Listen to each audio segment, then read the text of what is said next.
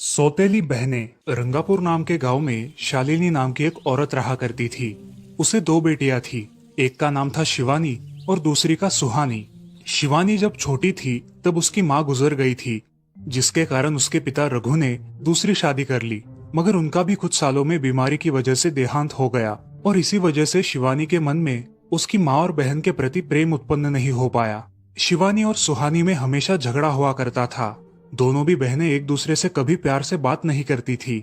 शालिनी ये सब देख बड़ी चिंता में रहा करती थी। ऐसे ही एक दिन, शिवानी सुहानी, चलो आ जाओ, खाना खा लो। हाँ माँ आई। हाँ माँ, मैं भी आई। ऐसा कहकर दोनों बेटियां वहां आ जाती है और देखती है तो उनकी माँ ने उन दोनों के लिए गाजर का हलवा बनाया था। वो देख सुहानी और शिवानी बहुत खुश हो जाती है। माँ, तुमने ये हलवा मेरे लिए बनाया है? मुझे बहुत पसंद है। मुझे पता है कि मेरी दोनों बेटियों को हलवा कितना पसंद है, इसीलिए तो मैंने तुम दोनों के लिए हलवा बनाया है। और मेरे लिए माँ? अरे हाँ बेटी, मैंने तुम्हारे लिए भी बनाया है। चलो अब जल्दी से खा लो, तुम दोनों को कॉलेज भी तो जाना है ना। जी माँ, मैं ये कटोरी ले लूँ? मुझे जल्दी पहुँचना है कॉलेज में। हाँ ले लो। और सुहानी, तुम ये वाली कटोरी ले लो। जी माँ। दोनों भी हलवा खाती है और एक दूसरे की ओर बहुत गुस्से से देखकर वहां से चली जाती है। वो दोनों भी कॉलेज में एक साथ पढ़ा करती थी। फर्क सिर्फ इतना था कि शिवानी 3rd ईयर में थी और सुहानी 1st ईयर में।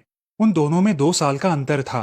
फिर भी दोनों में हमेशा नोकझोंक हुआ करती थी, जैसे कि वो दोनों एक दूसरे की दुश्मन हो। ऐसे ही एक दिन, दीदी, मेरे कॉलेज की ट्रिप जाने वाली है। तुम्हारी भी ट्रिप जाने वाली है क्या? हाँ, मेरी भी जाने वाली है, मगर मेरा जाने का मन नहीं है। क्यों दीदी? क्योंकि वहाँ पे तुम हो। मुझे भी कोई शौक नहीं है तुम्हारे साथ आने का। मैंने ऐसे ही पूछ लिया। मैं जा रही हूँ। शिवानी और सुहानी एक दूसरे की ओर मुंह फेर कर वहां से चली जाती है। अगले दिन दोनों भी कॉलेज में जाती है। तब उनके टीचर उनसे पूछते हैं, शिवानी, तुम कॉलेज की ट्रिप में आने वाली हो? जी सर, मैं आने वाली हूँ। ठीक है, मैं तुम्हारा नाम लिखवा देता हूँ। जी सर। ऐसा बोलकर टीचर ट्रिप के लिए जाने वाले विद्यार्थियों की लिस्ट बना लेते हैं। घर आकर शिवानी और सुहानी ये बातें अपनी माँ को बताती है। सुहानी, शिवानी, तुम दोनों ट्रिप के लिए जा रही हो, मगर वहां जाके झगड़ा मत करना, नहीं तो ट्रिप पे जाने की कोई जरूरत नहीं है। नहीं माँ, हम झगड़ा नहीं करेंगे। हाँ माँ, हम झगड़ा नहीं करेंगे। तो फिर ठीक है, तुम दोनों जाओ। ये लो ट्रिप के लिए पैसे, और बाकी के ये तुम्हारे पास ही रखना। माँ, हम कल जाएंगे और 2 दिन के बाद वापस आएंगे। ठीक है, चलो अब सो जाते हैं, कल तुम दोनों को निकलना है। अब वो सब खाना खाकर सो जाती है।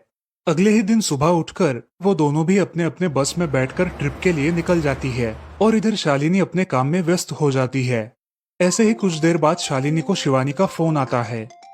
माँ, हम दोनों यहाँ ट्रिप की जगह पहुँच गए हैं। अच्छा बेटी, तुम दोनों ठीक हो ना? हाँ माँ, मैं रखती हूँ, हमें यहाँ अलग अलग स्पॉट देखने जाना है। ठीक है, और जब वक्त मिले तो फोन कर देना। हाँ माँ, अपना और सुहानी का ख्याल रखना। हाँ माँ। फोन रखने के बाद शिवानी और उसके क्लास के सारे दोस्त वहाँ की एक जगह देखने जाते हैं। सुहानी भी उसके क्लास के साथ एक दूसरी जगह देखने निकल जाती है। सारे बच्चे एक साथ घूमकर वापस आते हैं। शिवानी सुहानी को ढूंढती है, मगर सुहानी उसे कहीं दिखाई नहीं देती। इसीलिए शिवानी को बड़ी चिंता होने लगती है। अरे, ये सुहानी कहाँ रह गई? इसका तो कुछ भी पता नहीं, कहाँ ढूंढूं इसे? तभी शिवानी को सुहानी दिखाई देती है और उसके जान में जान आ जाती है। सुहानी, कहाँ गई थी तुम? मुझे कितनी चिंता लग गई थी तुम्हारी। अरे, मैं यहाँ ही थी मेरी सहेलियों के साथ। मुझे कुछ नहीं हुआ। ऐसा बोलकर सुहानी वहाँ से चली जाती है। दूसरे दिन सब लड़के लड़कियाँ जल्दी उठकर अपनी तैयारी कर लेते हैं और पहाड़ पर जाने के लिए निकलते हैं। वो सब आज थोड़ा घूमकर शाम तक निकलने वाले थे। सब विद्यार्थी एक हिल स्टेशन देखने चले जाते हैं। शाम होने तक उस पहाड़ी का मजा उठाते हैं, लेकिन सुहानी बिना किसी को बताए उस पहाड़ी के एक अनजान हिस्से में चली जाती है। वहाँ का मनमोहक दृश्य देखते देखते गलती से उसका पैर फिसल जाता है और वो वहाँ से नीचे गिर जाती है। शाम हो जाने के कारण सभी विद्यार्थी वहाँ से निकलने लगते हैं और यहाँ सुहानी एक पेड़ के सहारे उस पहाड़ी की चोटी पर लटकी रहती है। शिवानी सभी विद्यार्थियों में अपनी बहन को ढूंढती है, लेकिन वो उसे कहीं नहीं मिलती। सुहानी को ढूंढते ढूंढते शिवानी वापस उसी पहाड़ी के पास आती है और उसे आवाज लगाती है। सुहानी, सुहानी कहाँ हो तुम? दीदी मैं यहाँ हूँ, बचाओ मुझे, मैं यहाँ हूँ। सुहानी की आवाज की ओर जाते ही उसे पता चलता है कि सुहानी पहाड़ी पर लटकी है।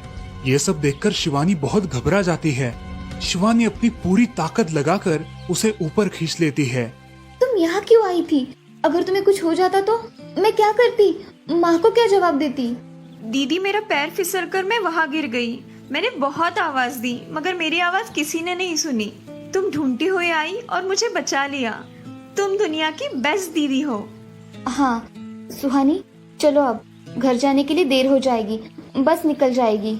सुहानी को ऊपर खींचते वक्त शिवानी के हाथ पर बहुत सारे जख्म हो गए थे, इसीलिए सुहानी अपनी ओढ़नी फाड़कर उसके हाथ पे बांध देती है और अब वो दोनों बस के पास चले जाते हैं। क्या हुआ है शिवानी, हाथ से खून बह रहा है तुम्हारे?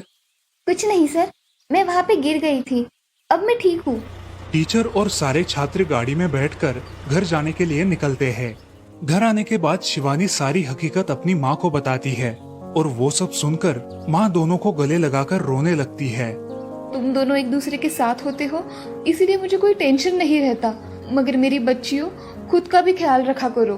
उस दिन के बाद दोनों सौतेली बहनों ने अपने बीच की सब नोकझोंक बंद कर दी और हंसी खुशी सगी बहनों की तरह रहने लगी। दोस्तों, इस कहानी से हमें ये सीख मिलती है कि हम सबको एक दूसरे के प्रति द्वेष की भावनाएं छोड़कर प्यार से रहना चाहिए।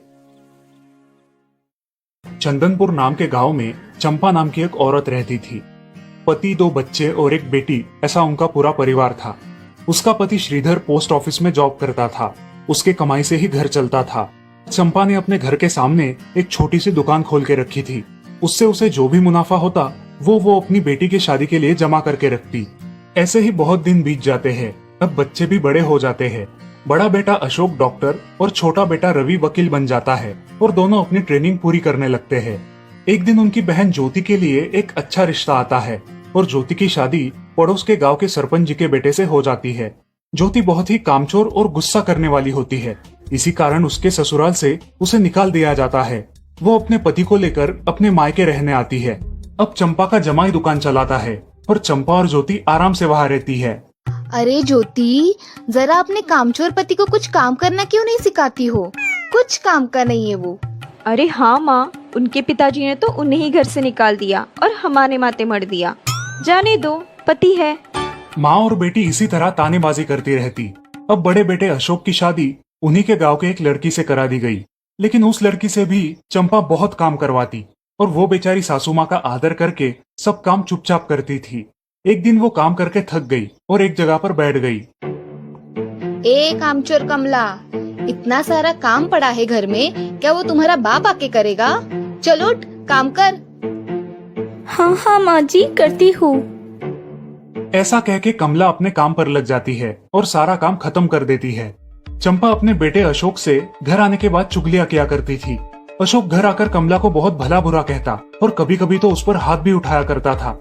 ये सब रवि देखा करता था और रवि को बहुत बुरा लगता था। अशोक मारने आता तो रवि बीच में पड़ जाता और माँ बाप को डांटता था और वही झगड़ा खत्म हो जाता था। ऐसा बहुत दिन चलता रहा। रवि को रंजना नाम की एक लड़की बहुत पसंद थी, जो कि एक न्यूज रिपोर्टर थी। क्या तुम मुझसे शादी करोगी? मुझे तुम बहुत पसंद हो। हाँ, मगर रवि, तुम्हारे घर में तुम्हारी माँ का बर्ताव मुझे बिल्कुल पसंद नहीं है, इसीलिए पहले तुम इसका कोई हल निकालो।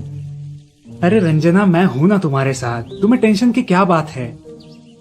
मगर रवि, तुम भी अगर मुझे मारने पीटने लगे तो मैं तुम्हें कोर्ट में खींचूंगी। अरे हाँ बिल्कुल, वो तो तुम्हारा अधिकार है। अगले दिन रवि अपने घर में रंजना के बारे में बताता है। रवि की माँ चंपा उसे साफ मना कर देती है। रवि, तुम्हें कुछ समझ आता है या नहीं? अपनी बिरादरी की लड़की से शादी करो बेटा। इस घर में ये आखिरी शादी है और मेरे भी कुछ अरमान है बेटा। अजय, आप कुछ कहते क्यों नहीं? हाँ बेटा, तुम्हारी माँ सही कह रही है, तुम इसकी बात मान जाओ बेटा। नहीं पापा, मैं शादी करूंगा तो सिर्फ रंजना से, वरना मैं शादी नहीं करूंगा। सब चुप हो जाते हैं। अगले दिन रवि मंदिर से शादी करके घर आता है। सब अचरज से रवि की ओर देखते हैं और चुपचाप अपने कमरे में चले जाते हैं। कमला उन दोनों का स्वागत करती है और वो दोनों अपने कमरे में जाते हैं। कैसे लगा मेरा घर? अच्छा है, मगर सब मिलजुल के रहे तो और भी अच्छा होगा। रंजना, तुम्हें मेरी माँ को सबक सिखाना होगा, तभी घर के सारे सदस्य ठीक हो जाएंगे। ठीक है रवि, जैसा तुम चाहो। अगले दिन रंजना अपने घर के मंदिर में पूजा करने जाती है। तभी रुको, मेरे भगवान के मंदिर में तुम मत आओ, जाओ यहाँ से। ये कहकर सास रंजना को वहाँ से भगा देती है और घर के किसी भी काम को करने से मना कर देती है। तब क्या माँ जी, आज से मैं इस घर की बहू हूँ। इस घर पे मेरा भी उतना ही अधिकार है जितना कि आपका। क्या बोल क्या रही हो? निकल जाओ मेरे घर से। खबरदार अगर हाथ भी लगाया तो। पता है ना, मैं न्यूज रिपोर्टर हूँ। रातों रात खबर छाप दूंगी और कोर्ट के चक्कर लगेंगे वो अलग, समझिए आप। सास चुपचाप देखने लगी और उसकी बेटी और ससुर भी देखते ही रह गए। रंजना ने कमला से कहा, दीदी, मुझे आपसे काम है, आप मेरे कमरे में आइए। और हाँ, आज से खाना ज्योति दीदी आप बनाएंगी। अरे माँ, तुम कुछ बोल क्यों नहीं रही हो? ये मुझे काम करने को बोल रही है। अजी सुनते हो? चलो मेरी मदद करो। हाँ आता हूँ। ज्योति किचन का काम करने चली गई और सास बाहर का काम करने लगी। रंजना कमला को लेकर अपने कमरे में गई और उससे कहा, कमला दीदी, आप कुछ कहते क्यों नहीं? आप चुपचाप सह लेती हो, उसका ये नतीजा है। अब देखो दीदी कैसे काम कर रही है। आप कुछ काम करती थी क्या शादी के पहले? नहीं रंजना, मगर अब घर से ही अपना खुद का कुछ व्यवसाय शुरू करने का सोच रही हूँ। बहुत अच्छे दीदी, अब आप किसी से मत डरिए, हम हैं आपके साथ। सच में किसी के साथ होने का कितना महत्व होता है। अब उसकी सासू माँ ही घर के सारे काम करने लगी थी और ज्योति को काम करवाने की वजह से ज्योति भी अपने ससुराल जाने की सोच रही थी। अजी, यहाँ तो काम वाली से भी ज्यादा बुरी हालत हमारी हो गई है। चलो हम हमारे घर चलते हैं, सब है हमारे यहाँ। अरे रे, आप कहाँ चली? अभी भी काम बाकी है। ज्योति का पति रंजना से धन्यवाद कहता है और ज्योति को लेकर अपने घर चला जाता है। अब सासू माँ एक दिन पूरा काम करके इतना थक जाती है कि उसके बदन में बहुत दर्द होने लगता है। तब दोनों बहू सास के पास चली आती है और एक बहू सास के पैर दबाती है तो दूसरी बहू सर दबाती है। सासू माँ उठकर रोने लगती है। मुझे माफ कर दो मेरी बेटियों, अब से कभी ये गलती नहीं होगी। सास को उसके किए पर पछतावा होता है और ये देखकर घर के सभी सदस्य बहुत खुश हो जाते हैं। रवि और रंजना भी बहुत खुश होते हैं। वाह बहू, जो आज तक नहीं हुआ वो तुमने करके दिखाया। बहू हो तो ऐसी। रंजना अपने बर्ताव के बदले माफी मांगती है और अब सब लोग खुशी खुशी रहने लगते हैं। तो दोस्तों, इस कहानी से हमें ये सीख मिलती है कि हम सब मिलके परिवार बनता है और हम सब परिवार का महत्वपूर्ण अंग होते हैं। परिवार के काम मिल बांट कर करना ये हमारी वैयक्तिक जिम्मेदारी है।